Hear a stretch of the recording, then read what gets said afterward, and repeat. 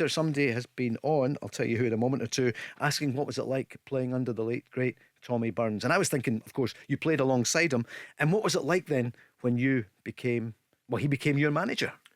Well, when I went into Celtic, I think I've spoken about it before, I went into Celtic about 15 years of age full time when you left school, and Tommy and Danny were my heroes, and I used to follow them about like a wee lapdog. You know, because I used to go to the gym and whatever, or what you'd call a gym. It was a frozen stand with a coat on, and they'd be doing sit-ups and press-ups and sitting against the wall. There was no material stuff round about it. So I used to follow them about, and the way they went about their business, I wanted to follow that. I knew Tommy was a big Celtic supporter, and so he was a hero of mine, obviously. And then we played together for a long time, and then obviously Tommy left, and I thought he shouldn't have left at the time as a player. I said to you before, we started playing left back in a couple of games, and he could have played there standing on his head. Yeah, but he went to Kilmarnock, didn't he? But even at that time at Celtic, he could have been the Celtic first team player, absolutely no doubt. So why did that happen? I think the manager's just made his mind up. They wanted to start changing things a little bit, but Tommy went away and got the job. Obviously in the second division with Kilmarnock and done exceptionally there. But the strange thing was, Lorraine and Rosemary spoke every single day. To this day, they still do, and all that sort of stuff. So that was for hours and hours. You could never get through on the phone.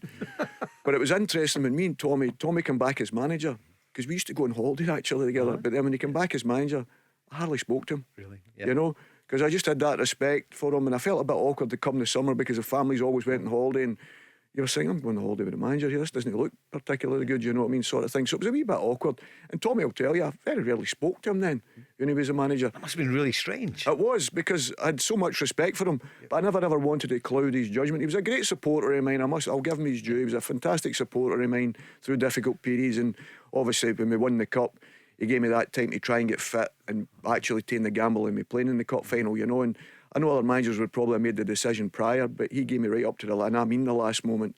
Sorry to interrupt you, because I remember that injury and covered the game 95 against Airdrie. You were brilliant that day. That was unusual. You were, no, but when you think about how close you were to not being involved, and it wasn't a great performance with Celtic, but it was all about just winning one goal, a cup wasn't for the first time in 7 years, Oh, wasn't it? absolutely. Pierre's Toss's cross and Pierre's header, but you were brilliant that day. But the thing was, you know, I just so desperate. You know, people see at the end of the emotion with Tommy, myself, and Paul, and whatever, and that was just relief, because we'd been through it all, you know. And he was a fantastic man. I know how much Celtic meant to him, and he made the quote that I'll always think, and he's right. He said he loved playing for Celtic, but did he enjoy it was a different question. You know, because of the intensity you had to work under, and because you supported the club as well, and you take it home with you.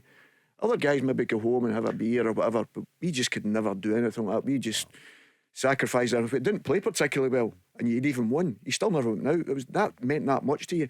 Probably too much. Too much. You know, probably too much. You think you cared too much? Yeah, all of you. Yeah, we did. Because we'd be sat at night with each other talking. We'd be sitting with our Celtic suits on to midnight after no playing particularly well, even winning. But that's how intense it was. Really? Well, even when we won, when we didn't think we played particularly well, we'd be sitting there round the table just asking, right, what could we do better to make it better, you know. And listen, the season we lost one game when we were outstanding. I remember the Celtic supporters clapping us at the end of the game, and I said to the players, listen, this is the first and probably the last time this will ever happen when you've not won anything.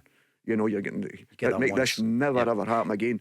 But I could understand why we lost one game that season, but it was an exciting team to watch. I'm going to give you some 95, big, 96. I'm going to give you some big breaking news in a moment or two. But Peter, do you think that was a blessing or a curse that you all cared so much? And what would you say to players now? Do you say, I want a bit of, you know, they come and go, there's lots of great players who come from wherever, but do they have enough investment in the club emotionally? I think it's completely different now. We were brought up, you've got to understand, both my grandparents ran Celtic supporters buses, you know. So I was brought up, and that was it. I knew what everybody's pain was. You know, at that particular time, it was painful for us as players. So I know how painful it was for the supporters at that particular time. But people ask me, would I change anything? And the answer is no. The suffering I went through wasn't great. I'd have loved to have been in a very successful Celtic side, but it wasn't to be. But I had my moment there, and as I say, if I'd have done it once, brilliant. And I was lucky enough to date with the guys, Paul McStay, Tommy Burns, people like that, Danny McGrain, heroes of mine. And I was fortunate enough to pull on the jersey with them. So there's nothing I would complain about. I'd have loved everything to be perfect and won more trophies for sure, you know, but I'd have never changed it for what I got with the guys, and as friends more than even teammates.